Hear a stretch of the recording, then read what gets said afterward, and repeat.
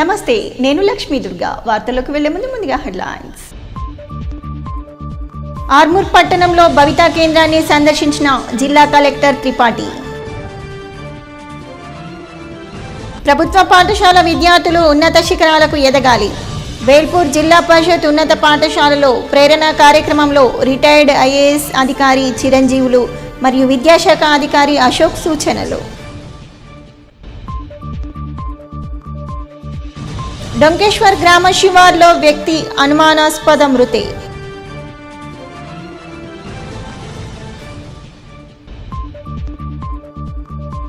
మోతే గ్రామంలో ఘనంగా రాజరాజేశ్వర స్వామి ఆలయంలో శివ కళ్యాణం మరియు రథోత్సవం.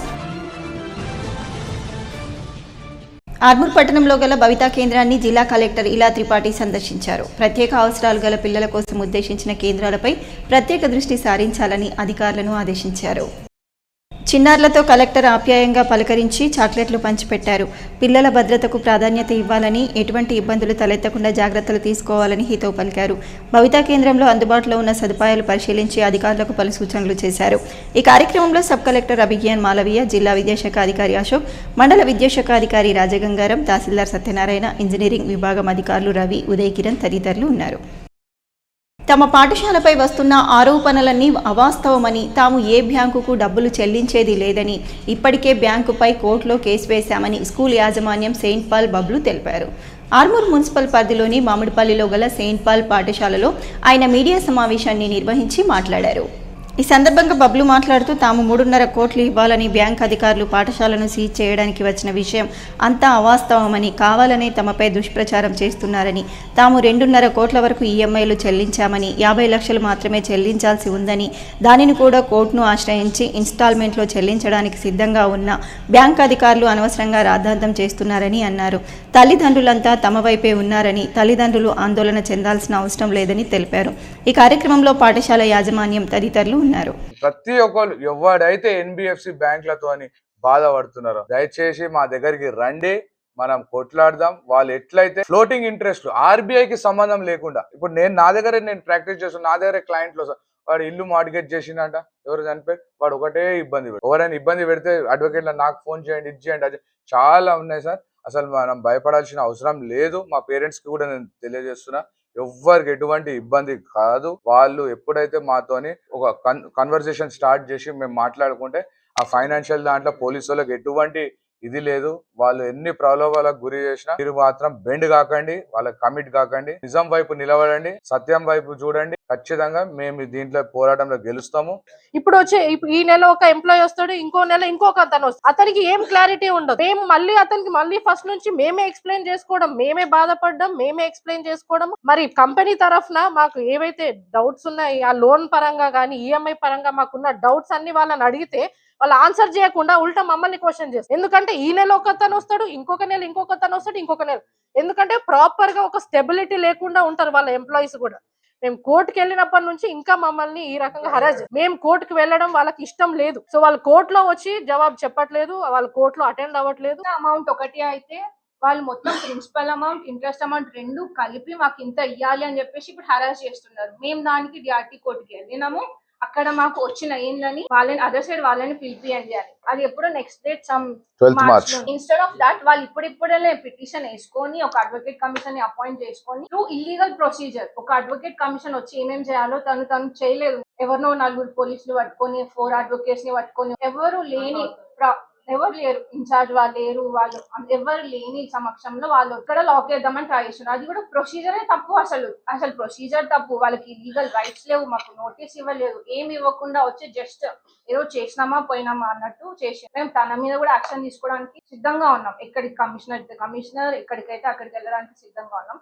బికాస్ సర్ఫేసీ యాక్ట్ అనేది చిన్న విషయం కాదు, ఇది ఒక చిన్న ప్రాపర్టీ కాదు, ఇల్లు కాదు. This is educational society. కొన్ని వేల మంది పిల్లల భవిష్యత్తు ఉంది.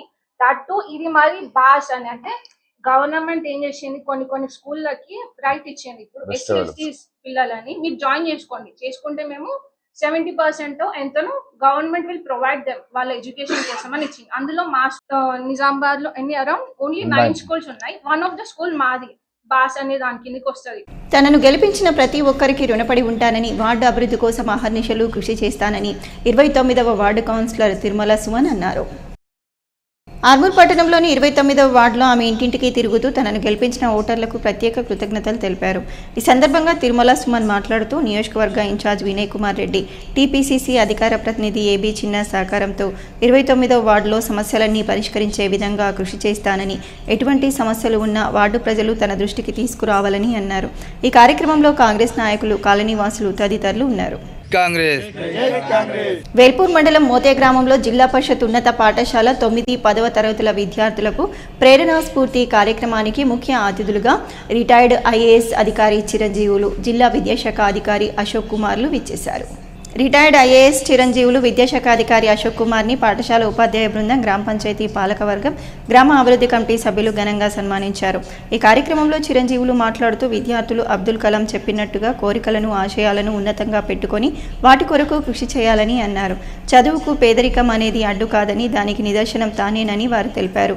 తాను చిన్నప్పటి నుండి కష్టపడి చదివి అనేక రకాలైన ఉద్యోగాలను సాధించే క్రమంలో ప్రతి పరీక్షలను మొదటి స్థానంలో వచ్చానని, దానికి తన సంకల్పం ఉన్నత స్థానంలో ఉండాలనే బలమైన కోరిక వల్లనే సాధ్యమైంది. కాబట్టి విద్యార్థులందరూ పేద, ధనిక అనే కాకుండా విద్య అనేది అందరికీ సమానంగానే వస్తుందని, దాని కొరకు ప్రణాళికాబద్ధంగా కష్టపడి చదివితే అసాధ్యమనేది ఏదీ ఉండదని వారన్నారు. జిల్లా విద్యాధికారి అశోక్ కుమార్ మాట్లాడుతూ 6వ తరగతి నుండి ఇంటర్ వరకు 7 సంవత్సరాలు విద్యార్థులు కష్టపడి చదివితే 70 సంవత్సరాలు సుఖంగా జీవించవచ్చని, దాని కొరకు చదువు మీద శ్రద్ధతో కష్టపడి చదవాలని అన్నారు. చదువు అనేది ఇష్టంతో చదవాలని, కష్టంగా భావించకూడదని వారు తెలిపారు. మోతే ఉన్నత పాఠశాల విద్యార్థులు గత 2 సంవత్సరాలుగా మండలంలో మొదటి స్థానంలో రావటం గొప్ప విషయమని, ఈసారి ఇంకా ఎక్కువగా IIIT సీట్లు సాధించాలని వారు విద్యార్థులను ఆశీర్వదించారు.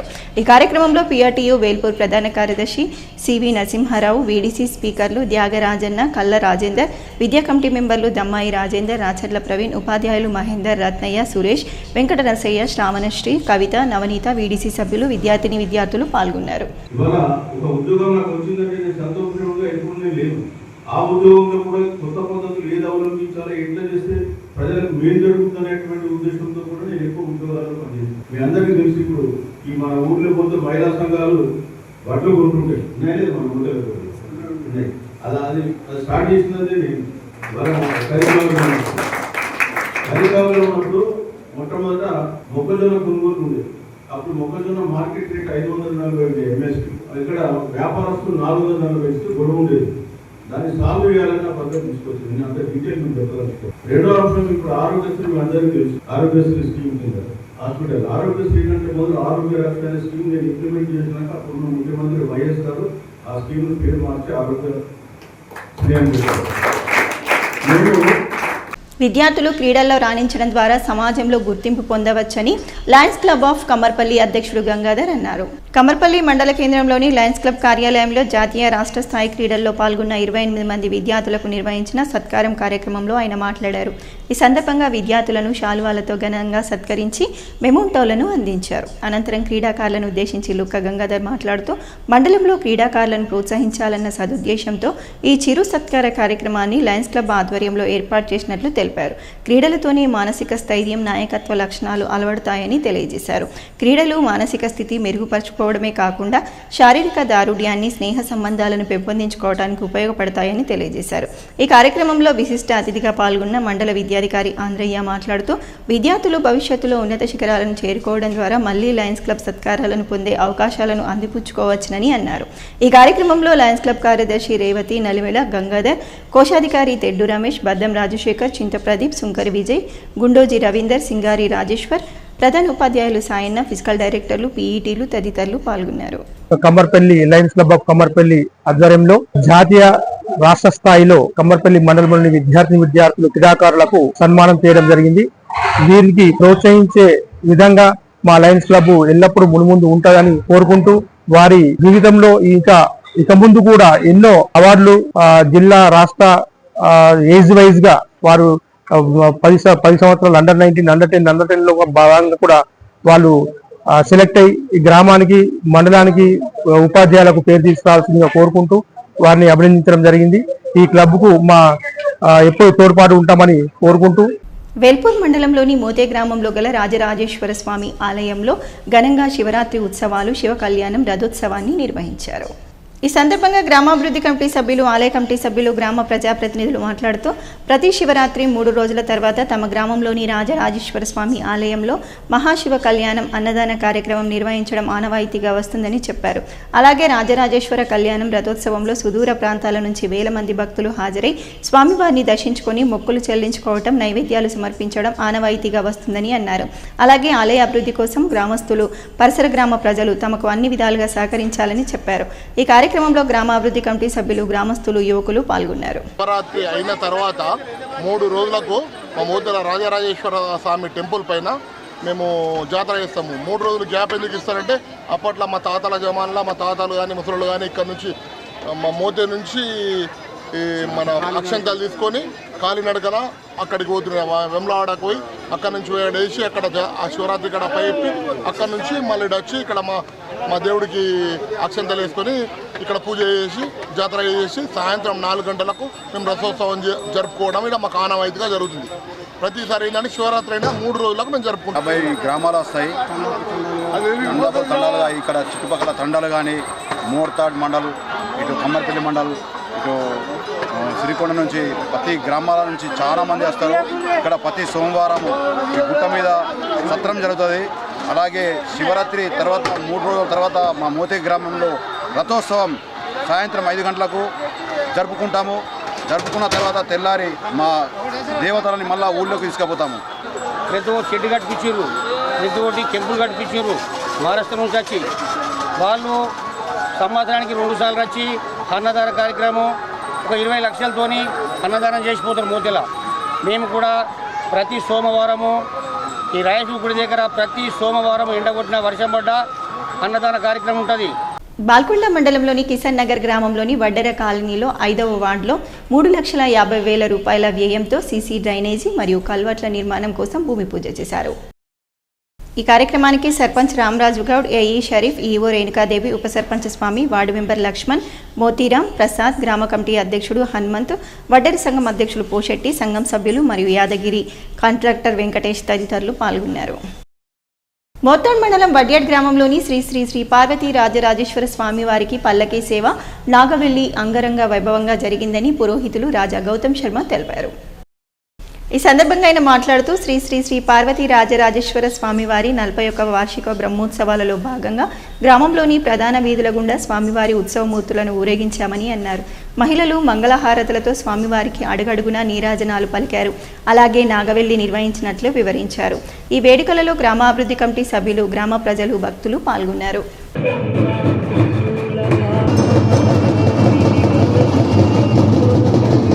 సామాన్య కార్యకర్తల స్థాయి నుండి టీపీసీసీ అధ్యక్ష పదవి చేపట్టిన మహేష్ కుమార్ గౌడ్ తనదైన శైలిలో పార్టీకి విజయాన్ని అందించడంలో సక్సెస్ అయ్యారు. సామాన్య కార్యకర్త స్థాయి నుంచి అసామాన్య ప్రదేశ్ కాంగ్రెస్ కమిటీ చీఫ్ పదవిని చేపట్టిన మహేష్ కుమార్ గౌడ్ తనదైన శైలిలో పార్టీకి విజయాలు అందించడంలో సక్సెస్ అయ్యారు. సుదీర్ఘ రాజకీయ అనుభవాన్ని రంగరించి పార్టీ కోసం పనిచేస్తూ సతి ఫలితాలు సాధిస్తున్నారు. అసెంబ్లీ ఎన్నికలకు ముందు వర్కింగ్ ప్రెసిడెంట్గా పార్టీ ముఖ్య నేతల మధ్య నెలకొన్న విభేదాలను పరిష్కరించి ఒక తాటిపైకి తేవడంలో మహేష్ కుమార్ గౌడ్ పాత్ర క్రియాశీలకమైనది. అధికారంలోకి వచ్చిన తర్వాత ఏకంగా కాంగ్రెస్ పార్టీ రాష్ట్ర బాధ్యతలను మహేష్ గౌడ్ భుజాలపై పెట్టింది జాతీయ నాయకత్వం. కాంగ్రెస్ జాతీయ అధిష్టానం తనపై ఉంచిన నమ్మకాన్ని మహేష్ వమ్ము చేయలేదు. రెట్టించిన ఉత్సాహంతో పార్టీని బలంగా నిలబెట్టారు. పిసిసి అధ్యక్షుడిగా రాష్ట్రంలో నేతలను సమన్వయపరుస్తూ కాంగ్రెస్ పార్టీ పటిష్టం కోసం అహర్నిశలు శ్రమిస్తూనే ఉన్నారు. ఒకవైపు అధిష్టానం శెబాష్ అనే రీతిలో రాష్ట్ర బాధ్యతలు నిర్వర్తిస్తూనే మరోవైపు స్వంత జిల్లా నిజామాబాద్పై ప్రత్యేక దృష్టి పెట్టారు. కాంగ్రెస్ పార్టీకి కంచుకోటగా ఉన్న ఉమ్మడి నిజామాబాద్ జిల్లాలో పూర్వ వైభవం తీసుకొచ్చే క్రమంలో మహేష్ కుమార్ ప్రత్యేక కసరత్తు చేశారు. 10 ఏళ్లు అధికారం లేని సమయంలో ఉమ్మడి జిల్లాలో ఒక్క ఎమ్మెల్యే లేడు. కీలక నేతలు పార్టీని వీడారు. కాంగ్రెస్ పార్టీ ఉనికి ప్రమాదకరంగా మారింది. ఉన్న కొద్ది మంది నేతల్లో పార్టీ శ్రేణుల్లో అయోమయం. ఈ తరుణంలో అసెంబ్లీ ఎన్నికల్లో సత్తా చాటి ఉనికి కాపాడుకోగలిగారు. 9 4 అసెంబ్లీ స్థానాలు గెలిచింది. అప్పుడే పిసిసి చీఫ్గా బాధ్యతలు చేపట్టిన మహేష్ కుమార్ గౌడ్ పార్టీ శ్రేణుల్లో భరోసా నింపారు. ముఖ్యమంత్రి రేవంత్ రెడ్డితో జోడీ కట్టారు. పార్టీని రాష్ట్రంలో బలోపేతం చేయడంపై పెట్టిన శ్రద్ధ కంటే స్వంత జిల్లాపై మమకారం ఎక్కువే చూపారు. జిల్లా నాయకులకు కాదు, సాధారణ కార్యకర్తలకు అందుబాటులోకి వచ్చారు.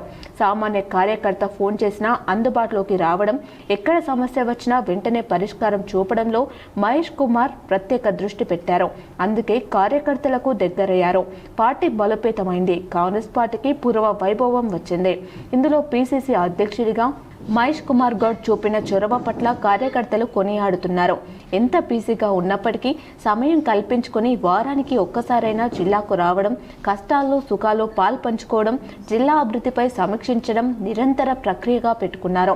మహేష్ కుమార్ గౌడ్ 2 ఏళ్ల కష్టానికి ఉమ్మడి జిల్లా మున్సిపల్ ఎన్నికల్లో మర్చిపోలేని ఫలితం దక్కింది. మహేష్ కుమార్ గౌడ్ రాజకీయ మాయాజాలంతో నిజామాబాద్ కార్పొరేషన్ సహా అన్ని మున్సిపాలిటీలు హస్తగతమయ్యాయి. 10 ఏళ్ల బీఆర్ఎస్ పాలనలో ఉమ్మడి జిల్లాలో ఒక మున్సిపాలిటీ కూడా కాంగ్రెస్ పార్టీకి దక్కలేదు. సర్పంచులు, జెడ్పీటీసీలు అక్కడక్కడ కనిపించేవారు. ఎంపీపీ స్థానాలు అస్సలే లేవు. ఈ పరిస్థితిలో మహేష్ కుమార్ గౌడ్ జిల్లాపై పెట్టిన ఫోకస్తో సర్పంచ్ ఎన్నికలు 80% స్థానాలు తన ఖాతాలో వేసుకున్నారు. ఇటీవల మున్సిపల్ ఎన్నికల్లో ఒక మున్సిపాలిటీ వదలకుండా 7కు 7 కాంగ్రెస్ వశం చేయడంలో మహేష్ కుమార్ గౌడ్ వ్యూహం ప్రత్యర్థి పార్టీలకు అంతు చిక్కలేదు. కామారెడ్డి చేజారుతుందని సమయంలో బీజేపీ ఎత్తులను చిత్తు చేస్తూ బీఆర్ఎస్తో దోస్తాన కట్టి క్లీన్ స్వీప్ చేశారు. సమయాన్ని బట్టి ప్రతిపక్ష పార్టీలపై నిప్పులు జరగడం, అనుకూలతలను బట్టి ప్రతిపక్ష పార్టీలతో జతకట్టడం లాంటి ఎత్తుగడలతో ఉమ్మడి జిల్లాలో కాంగ్రెస్ పార్టీని ఉన్నత స్థితికి తీసుకురావడంలో మహేష్ కుమార్ గౌడ్ తనదైన ముద్రను వేసుకున్నారు. 2 ఏళ్ల స్వల్ప వ్యవధిలోనే కష్టాల్లో కొట్టుమిట్టాడుతూ ఉనికి ప్రశ్నార్థకంగా మారిన స్థితి నుంచి కాంగ్రెస్ పార్టీని పూర్వ వైభవ స్థితికి తీసుకొచ్చి పటిష్టపరిచిన ఘనత మహేష్ కుమార్ గౌడ్కు దక్కిందనేది నిర్వివాదాంశం. అందుకే నాడు డి శ్రీనివాస్, రాజశేఖర్ రెడ్డి జోడీగా రాష్ట్రంలో 2 సార్లు కాంగ్రెస్ పార్టీని అధికారులకు తీసుకొస్తే ఈసారి మహేష్ కుమార్ గౌడ్తో మా జోడీ 2వ సారి రాష్ట్రంలో అధికారంలోకి తీసుకొస్తామని ముఖ్యమంత్రి రేవంత్ రెడ్డి చెప్పడం మహేష్ కుమార్ గౌడ్ పిసిసి అధ్యక్షుడిగా పనితనాన్ని స్పష్టం చేస్తుంది. రాబోయే జెడ్పీటీసీ, ఎంపీటీసీ ఎన్నికల్లో మహేష్ గౌడ్ వ్యూహం ఎలా ఉండబోతుందో చూద్దాం. డొంకేశ్వర్ గ్రామ శివార్లోని ఓ పొలంలో వ్యక్తి అనుమానాస్పద స్థితిలో మృతి చెందిన ఘటన కలకలం రేపింది. డొంకేశ్వర్ మండలానికి చెందిన మేదరి చిన్నయ్య గత కొన్ని రోజులుగా గొర్రెల కాపరిగా పనిచేస్తున్నాడు. మంగళవారం నుంచి చిన్నయ్య కనిపించకపోవడంతో కుటుంబ సభ్యులు గాలింపు చర్యలు చేపట్టారు. బుధవారం గ్రామ శివార్లోని పొలం గట్టుపై ఆయన శవం కనిపించడంతో గ్రామస్తులు పోలీసులకు సమాచారం అందించారు. మృతుడికి భార్య కమల, ఒక కుమారుడు, 2 కుమార్తెలు ఉన్నారు. భార్య కమల ఫిర్యాదు మేరకు నందిపేట ఎస్ఐ శవ పంచనామా నిర్వహించి మృతదేహాన్ని పోస్టుమార్టం నిమిత్తం నిజామాబాద్ ప్రభుత్వ ఆసుపత్రికి తరలించారు. ఈ ఘటనపై పోలీసులు కేసు నమోదు చేసి దర్యాప్తు చేపట్టారు. భారత ఎన్నికల సంఘం రాజ్యసభ ఎన్నికల షెడ్యూల్ విడుదల చేసింది. 10 రాష్ట్రాల్లో మొత్తం 37 రాజ్యసభ స్థానాలకు షెడ్యూల్ విడుదల చేయగా తెలంగాణ నుంచి 2 స్థానాలకు ఎన్నికలు జరగనున్నాయి. కేంద్ర ఎన్నికల సంఘం విడుదల చేసిన షెడ్యూల్ ప్రకారం దేశవ్యాప్తంగా 37 మంది రాజ్యసభ ఎంపీలు పదవీకాలం పూర్తి కానుండగా ఆయా స్థానాలకు ఎన్నికలు జరగనున్నాయి. రాజ్యసభ ఎన్నికలకు ఫిబ్రవరి 20న నోటిఫికేషన్ రానుంది. మార్చి 5వ తేదీ వరకు నామినేషన్ల స్వీకరణ, ఆర్డినెన్స్ స్క్రూటినీ, మార్చి 9వ తేదీ వరకు నామినేషన్ల విత్డ్రా జరగనున్నాయి. మార్చి 16న ఉదయం 9 గంటల నుంచి 4 గంటల వరకు పోలింగ్ జరగనుండగా అదే రోజు సాయంత్రం 5 గంటల నుంచి ఓట్ల లెక్కింపు ప్రారంభమవుతుంది. మార్చి 20వ తేదీ నాటికి దేశవ్యాప్తంగా రాజ్యసభ ఎన్నికలు ముగియనున్నాయి. ఏప్రిల్ 9వ తేదీతో తెలంగాణ ఎంపీలైన కేఆర్ సురేష్ రెడ్డి, అభిషేక్ సింఘ్వి పదవీకాలం పూర్తి కానున్నాయి. ఆ 2 స్థానాలకు ఎన్నికలు నిర్వహించేందుకు ఎన్నికల సంఘం సిద్ధమవుతుంది. కేఆర్ సురేష్ రెడ్డి బీఆర్ఎస్ నుంచి, అభిషేక్ మను సింఘ్వి కాంగ్రెస్ పార్టీ నుంచి రాజ్యసభలో ప్రాతినిధ్యం వహిస్తున్నారు. మొత్తం 37 స్థానాలకు రాజ్యసభ ఎన్నికలు జరగాల్సి ఉంది. వీటిలో 7 మహారాష్ట్ర, ఒడిశాలో 3, తమిళనాడు, పశ్చిమ బెంగాల్లో 6 స్థానాలు, అస్సాంలో 3, బీహార్లో 4, ఛత్తీస్గఢ్లో 2, హర్యానా, హిమాచల్ ప్రదేశ్లలో ఒక్కొక్క స్థానానికి, తెలంగాణలో 2 స్థానాలకు ఎన్నికలు జరగనున్నాయి. ఏడపల్లి మండలం కుర్నాపల్లి గ్రామంలోని ప్రముఖ పుణ్యక్షేత్రం శ్రీ ఉమామహేశ్వర స్వామి ఆలయంలో కళ్యాణోత్సవాన్ని ఘనంగా నిర్వహించారు. ఎడపల్లి మండలం కూర్నపల్లి గ్రామంలోని ప్రముఖ పుణ్యక్షేత్రం శ్రీ ఉమామహేశ్వర స్వామి ఆలయంలో బుధవారం కళ్యాణోత్సవం ఘనంగా జరిగింది. శివరాత్రి మహోత్సవ ఉత్సవాల్లో భాగంగా 5 రోజుల పాటు జరిగే కార్యక్రమంలో భాగంగా జరిపారు. ఉదయం పారాయణం, ఆరతి నిర్వహించారు. అనంతరం గ్రామంలోని మహిళలు మంగళ హారతులతో ఊరేగింపుగా వచ్చి పూజలు నిర్వహించారు. అనంతరం కళ్యాణోత్సవాన్ని అంగరంగ వైభవంగా నిర్వహించారు. కార్యక్రమంలో సర్పంచ్ పరుగే సాయిలు ఉత్సవ కమిటీ అధ్యక్షులు సంజీవరెడ్డి, గ్రామ పెద్దలు హనుమంత్ రెడ్డి, గంగారెడ్డి, సంతోష్ రెడ్డి, సుమన్, శ్రీనివాస్ గౌడ్, రాజాగౌడ్ తదితరులు ఉన్నారు. ప్రపంచవ్యాప్తంగా ముస్లింలు జరుపుకునే అతి ముఖ్యమైన పండుగల్లో రంజాన్ అత్యంత ప్రధానమైంది. ముస్లింలు ఎంతో భక్తి శ్రద్ధలతో నియమనిష్టలతో రంజాన్ పండుగను ఆచరిస్తారు. సౌదీ అరేబియాతో పాటు ఇతర దేశాల్లో మంగళవారం నెలవంక కనిపించడంతో రంజాన్ నెల ప్రారంభమైనట్టు అక్కడి ప్రభుత్వం ప్రకటించింది. తెలంగాణ రాష్ట్ర వ్యాప్తంగా ఈ నెల 19 గురువారం నుంచి ముస్లింలు ఉపవాస దీక్షలు పాటిస్తారని ఇప్పటికే ప్రకటించారు. బుధవారం నెలవంక నిర్ధారణ కమిటీ నెలవంక కనిపించినట్లు ప్రకటించిన అనంతరం రాష్ట్ర వ్యాప్తంగా రంజాన్ నెల అధికారికంగా ప్రారంభమవుతుంది. ఇప్పటికే రాష్ట్ర కమిటీతో పాటు ఢిల్లీలోని కేంద్ర కమిటీతో నెలవంక నిర్ధారణ కమిటీ చర్యలు జరిపి రంజాన్ నెల ప్రారంభంపై ప్రకటన చేయనుంది. కేంద్ర ప్రభుత్వం ప్రవేశపెట్టిన నూతన విద్యా విధానం రద్దు చేయాలని ప్రభుత్వాలు కార్పొరేట్ యాజమాన్యానికి వత్తాసు పలకకుండా అందరికీ ఒకే ఉచిత విద్యా విధానాన్ని రూపొందించాలని కొత్తగూడెం ఎమ్మెల్యే కూనంనేని సాంబశివరావు అన్నారు. భగత్ సింగ్ చెగువేరా స్ఫూర్తితో విద్యార్థులు ఉద్యమించాలని అన్నారు. బుధవారం నిజామాబాద్ టీటీడీ కళ్యాణ మండపంలో అఖిల భారత విద్యార్థి పరిషత్ రాష్ట్ర 4 మహాసభలు 3 రోజుల పాటు నిర్వహించనున్నారు. ముందుగా మొదటి రోజు ప్రెస్ క్లబ్ నుంచి ర్యాలీ నిర్వహించారు. ఈ ర్యాలీని ఏఐఎఫ్ఎఫ్ జాతీయ ప్రధాన కార్యదర్శి దినేష్ శివలింగ రాజన్ జెండా ఊపి ర్యాలీని ప్రారంభించారు. ఏఐఎస్ఎఫ్ జెండాలు పట్టుకొని తలకు రిబ్బన్లు కట్టుకొని విద్యార్థులు భారీ ఎత్తున నిర్వహించిన ఈ ర్యాలీ పులం చౌరస్తా మీదుగా టీటీడీ కళ్యాణ మండపానికి చేరుకుంది. సభ కార్యక్రమానికి ముఖ్య అతిథిగా కొత్తగూడెం శాసనసభ్యులు కూనంనేని సాంబశివరావు, విశిష్ట అతిథులుగా రాష్ట్ర ఉర్దూ అకాడమీ చైర్మన్ తహర్ బిన్ అందాన్, మాజీ జాతీయ అధ్యక్షులు తక్కేలపల్లి శ్రీనివాసరావు, ఏఐఎస్ఎఫ్ జాతీయ ప్రధాన కార్యదర్శి దినేష్ శివలింగరాజన్, రాష్ట్ర అధ్యక్ష కార్యదర్శులు మణికంఠారెడ్డి, పుట్ట లక్ష్మణ్, రాష్ట్ర సహాయ కార్యదర్శి బానోతు రఘురాం, ఏఐకేఎస్ రాష్ట్ర నాయకులు కంచర బొమ్మయ్య, సిపిఐ జిల్లా కార్యదర్శి పి సుధాకర్, ఏఐటియుసి రాష్ట్ర కార్యదర్శి వై ఓమయ్య పాల్గొన్నారు. 90 ఏళ్ల క్రితమే భారతదేశంలో ఆనాడు దేశానికి స్వాతంత్రం కావాలని, శాస్త్రీయ విద్యా విధానం కావాలని ఆ నినాదంతో ఏఎస్ఎఫ్ ఆ ఏఎస్ఎఫ్ వల్లే ఇవాళ అనేక విద్యారంగంలో సంస్కరణలు వచ్చాయి. ఏఎస్ఎఫ్ అనేక మంది దేశభక్తుల్ని ఈ దేశానికి అందించడం జరిగింది. కరీంనగర్ జిల్లా కోర్టుకు బాంబు బెదిరింపు కలకలం సృష్టించింది. అగాంతకులు కోర్టులో మధ్యాహ్నం 12:05 బాంబు పేలుతుందని కోర్టు అడ్మినిస్ట్రేషన్ ఆఫీసర్కు మెయిల్ పంపారు.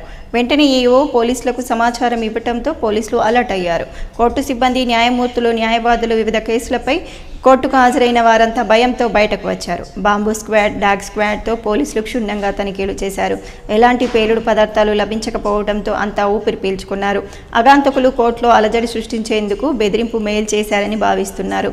అగాంతకులను గుర్తించి కఠిన చర్యలు తీసుకోవాలని బార్ అసోసియేషన్ అధ్యక్షుడు నాగరాజు డిమాండ్ చేశారు.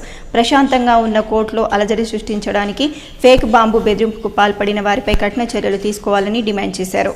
విధంగా న్యాయవాదులను, న్యాయమూర్తులను ఎంతో ఉందో ఒక భయ భ్రాంతులకు గురి చేసేటువంటి ఆశ్చర్యకరమైనటువంటి సంఘటనలకు ఈ మధ్య కాలంలో మెసేజ్ల ద్వారా గానీ పూనుకుంటున్నారు. అలాంటి వ్యక్తులపైన పోలీసు ఉన్నతాధికారులు 24 గంటల లోపల ఆ మెసేజ్ పెట్టినటువంటి దుండగులను అరెస్ట్ చేసి వారిపైన కఠినమైనటువంటి చర్య తీసుకోవాల్సిందిగా కరీంనగర్ భారత పక్షాన మేము వినమ్రంగా కోరుకుంటున్నాం. ఈ రోజు 12:30 గంటలకు కోర్టు ప్రాంగణంలో బాంబు పేలుతుంది అనేటువంటి మెసేజ్ మెయిల్ ద్వారా మా ఏవో గారికి రావడం జరిగింది. ఆ మెయిల్ పరిశీలించినటువంటి ఏవో గారి వెంటనే స్పందించి మా యొక్క 2 టౌన్ పోలీసులు పరిధిలో ఉంటాయి కాబట్టి వెంటనే వారికి ఉన్నతాధికారులకు ఇన్ఫర్మేషన్ ఇవ్వగా వారు స్పందించి వెంటనే జాగిలాలతోటి ఈ యొక్క కోర్టు ప్రాంగణాన్ని అనువనువున ఎక్కి నిర్వహించి ఎక్కడ కూడా బాంబు అనేది లేదు. కావాలని కొంతమంది వ్యక్తులు అల్లరి మూకలు సంఘటనకు ఈ మెసేజ్ ఎవరైతే పెట్టారో వారిని వితిన్ 24 అవర్స్ లోపలనే వారిపైన ఆ దుండగులను గుర్తించి వారిని వెంటనే అరెస్ట్ చేయాలని మేము కరీంనగర్ భారత పక్షాన కోరుతున్నాం. వార్తలు ముగించే ముందు హెడ్లైన్స్ మరోసారి. ఆర్మూర్ పట్టణంలో భవితా కేంద్రాన్ని సందర్శించిన జిల్లా కలెక్టర్ త్రిపాఠి. ప్రభుత్వ పాఠశాల విద్యార్థులు ఉన్నత శిఖరాలకు ఎదగాలి. వేల్పూర్ జిల్లా పరిషత్ ఉన్నత పాఠశాలలో ప్రేరణ కార్యక్రమంలో రిటైర్డ్ ఐఏఎస్ అధికారి చిరంజీవులు మరియు విద్యాశాఖ అధికారి అశోక్ సూచనలు. డొంకేశ్వర్ గ్రామ శివార్లో వ్యక్తి అనుమానాస్పద మృతి.